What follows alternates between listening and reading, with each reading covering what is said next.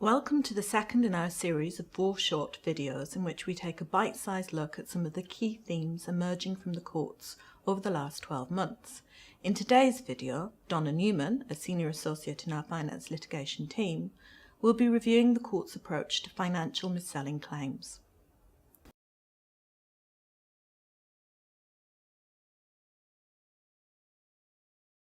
Hello. Over the course of the last court year, both the High Court and the Court of Appeal have considered a number of what are often termed financial mis-selling cases. This short video looks at the different types of financial mis-selling claims and summarises some key principles which we believe have emerged from the recent case law. This year's cases follow on from the widely reported decision in Rubenstein v HSBC, which was heard by the Court of Appeal in the previous court year in July 2012. In this case, the court found that HSBC had missold a financial product to Mr. Rubenstein and was liable to compensate him for his losses. In many ways, the stark facts of this case made Mr. Rubenstein's task of persuading the Court of Appeal to find in his favour an easier one. Mr. Rubenstein had made it clear to the bank that he could not accept any risk to his capital.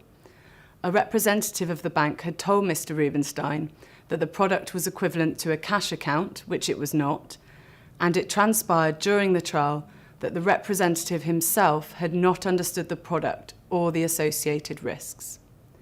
However, claimants making mis-selling claims in this court year have faced significant hurdles, and the court has tended to find in favour of the bank. The common premise of financial mis-selling cases is a complaint by a claimant that they have been sold a financial product, such as a bond or an interest rate swap, which they should not have been sold, and in respect of which they have suffered heavy losses. Of course, in law, it is not enough to simply say, I have suffered heavy losses, therefore this financial product could not have been right for me.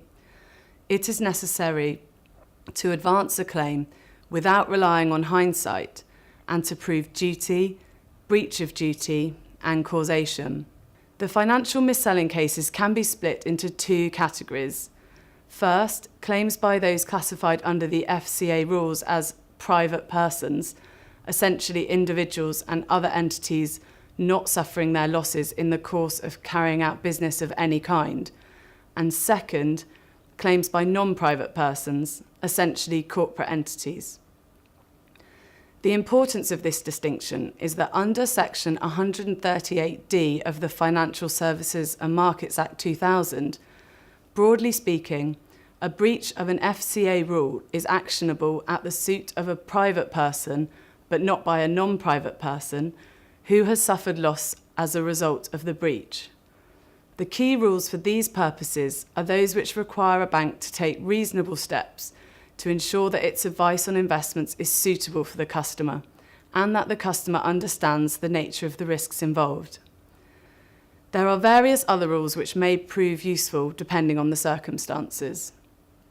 Thus, a private person can sue a bank on the basis of a breach of statutory duty without having to show that the bank has acted negligently. Financial mis-selling claims by corporate entities, on the other hand, need to be founded in common law, and so are often framed as claims for negligent misstatement and negligent advice. It is of course open to private persons to advance these types of common law claims alongside or instead of a claim for breach of statutory duty. This distinction between private persons and corporate entities was challenged in the Scottish case of Grant Estates v RBS in 2012. In this case, Grant Estates argued that small companies should also be able to bring a claim akin to a claim for breach of statutory duty. The Scottish Court of Session rejected the challenge primarily on the basis that Parliament had drawn the line where it had, i.e. between individuals and companies, and the court should not redraw that line in a different place. The outcomes of this year's financial mis-selling cases have necessarily been fact-specific. However, it is possible to draw a number of guiding principles. The first three principles come from the Court of Appeal decision in Zaki v. Credit Suisse, a case founded on alleged breach of regulatory duties. Principle 1. For the purposes of assessing the conduct of the bank, the court is willing to look across constituent parts of the bank's group of companies. Thus, in Zaki, although strictly speaking, it was one part of the Credit Suisse group giving investment advice and another part lending money to fund the transaction, the court treated all relevant actions as having been carried out by the defendant, Credit Suisse UK Limited. This seems to be a pragmatic and sensible approach, which recognises that the question of whether or not a bank has complied with its regulatory obligations should not be determined by the size and complexities of a group structure. Principle 2. A bank's obligation to comply with the suitability requirements in the regulatory rules is not limited to their selling of overarching facilities. The obligation can extend to individual transactions or drawdowns under a facility agreement, particularly where a drawdown is at the discretion of the bank and is not a matter of mere execution.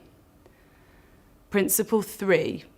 The question of process does not ultimately determine the substantive issue of suitability.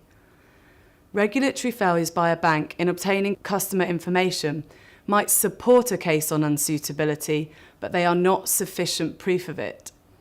In Zaki, the court found that the bank's approach to obtaining and recording customer information lacked rigour, but rejected the claimant's contention that these failures were critical and should alone render the bank liable for all losses arising out of a transaction. Moving on from Zaki to the principles emerging from other cases. Principle 4.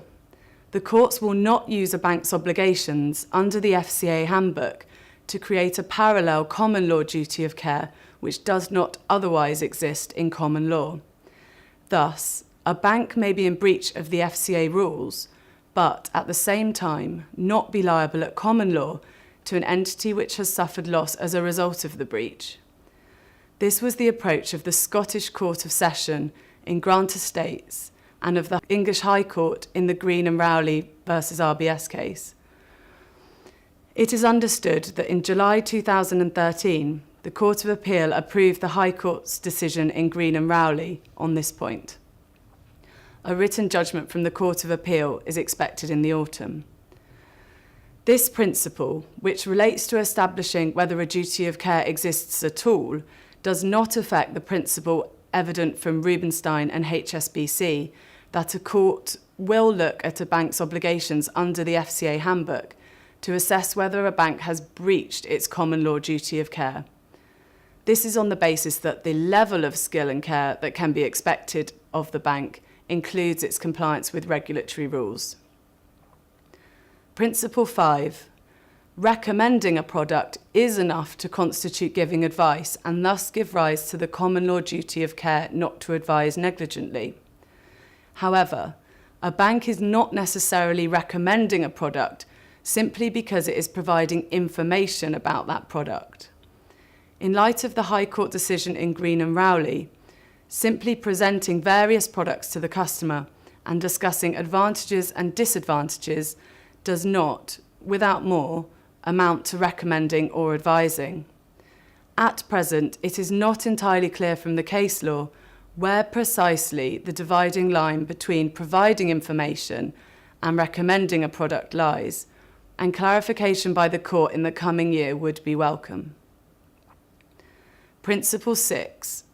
The cases tell us that the court will look carefully and realistically at the case presented by the claimant, in particular with regard to breach and causation, and will not simply hold those with deep pockets liable to compensate investors who sought high returns at high risk.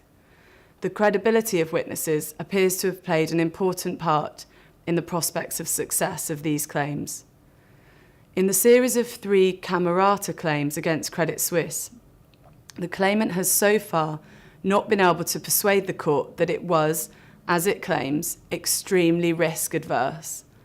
The first 2 claims were dismissed by the High Court in 2011 after a trial, and in 2012 after a summary judgment application by Credit Suisse.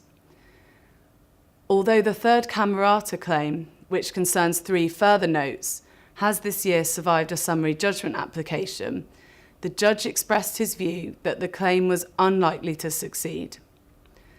In Basma al-Sulayman versus Credit Suisse, the court found that much of the claimant's case was simply based on a fiction. She had attempted to portray herself as a woman who understood little about investments. However, after a review of the evidence, the court drew the conclusion that she was in fact an experienced and indeed aggressive investor who understood the basic principles of investments and who pursued double-digit returns from a number of sources. The court's decision in this case also tells us that a bank is entitled to assume that customers have read and understood documents given to them, provided that these documents are expressed in straightforward terms.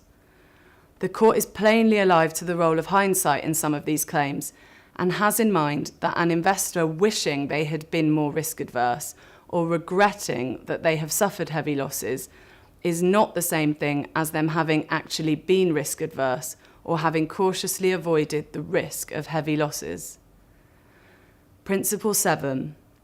Even where there has been a breach of duty, the bank will not be liable for the claimant's losses unless the claimant can also prove causation.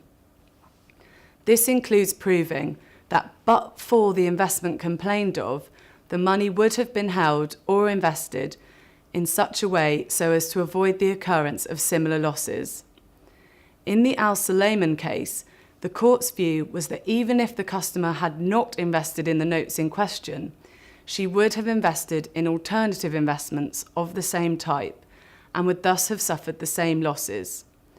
Similarly, the Court of Appeal in Zaki found that the customer would have bought certain of the notes in question, even if he had been advised not to do so, and would thus have suffered the same losses. The implication is that even if these claimants had succeeded in establishing breach of duty by the bank, which they did not, they would not have succeeded in establishing that the bank's actions caused their losses. In summary, the principles of financial mis-selling claims continue to emerge from the cases before the court. The financial crisis has provoked a high volume of these types of cases. The challenge for the court is to use a principled approach to separate the cases in which loss has been caused as a result of financial products having been missold from those in which the claimants simply seek to recover losses arising out of the financial crisis, but where no mis-selling has taken place.